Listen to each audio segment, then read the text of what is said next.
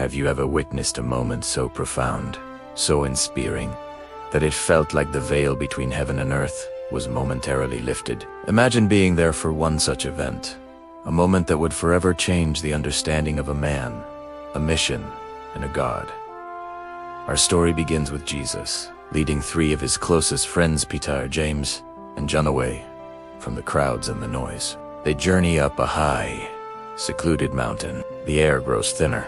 The world below fades into a distant memory. The purpose of this climb: to pray, to seek a quiet space for communion with the Father.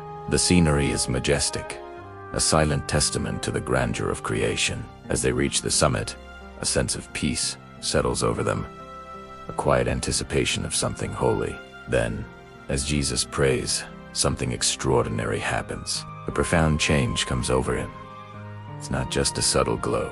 His face begins to shine with the brilliance of the sun itself. His simple clothes transform, becoming a dazzling, radiant whiter than any earthly bleach could ever make them. Peter, James, and John, who had been weary from the climb, are now wide awake, their eyes fixed on this breathtaking spectacle. They are witnessing a divine revelation, a glimpse of Jesus' true, heavenly glory. The man they knew, the teacher they followed, is revealed in a way they had never imagined. Awe and wonder fill their hearts as they stare at this magnificent sight. As if the transfiguration of Jesus wasn't overwhelming enough, the disciples' astonishment deep. Two majestic figures suddenly appear. Bathed in the same glorious light, they recognize them from the sacred scrolls. It's Moses, the great lawgiver, and Elijah, the powerful prophet, two pillars of their faith, standing right there, speaking with Jesus. What are they discussing? Luke's gospel tells us they spoke of Jesus' departure, his exodus, which he was about to fulfill in Jerusalem. They were talking about his impending suffering, death, and resurrection. This wasn't just a display of glory. It was a conversation of cosmic importance, confirming that Jesus' path, though filled with pain, was the fulfillment of all that the law and the prophets had foretold. Imagine the sheer emotional overload for the disciples. They are mortals standing in the presence of unveiled divinity and legendary prophets. It's beautiful, yet terrifying. Overcome with a mixture of fear and awe, they fall on their faces, completely overwhelmed.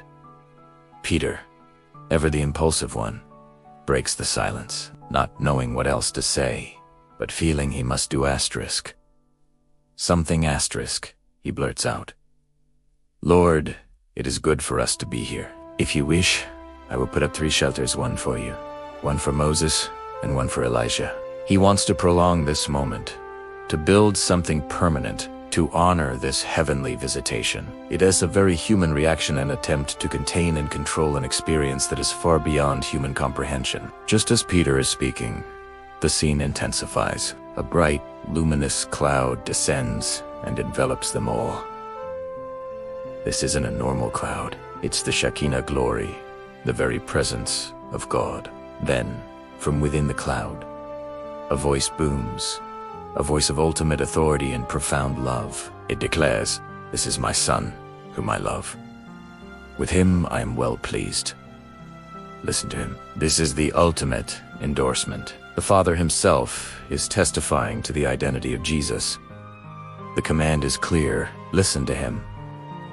Moses and Elijah were great, but Jesus is supreme. Eis tison, the final and ultimate word from God. When the disciples finally dare to lift their heads, the vision is over. The cloud is lifted.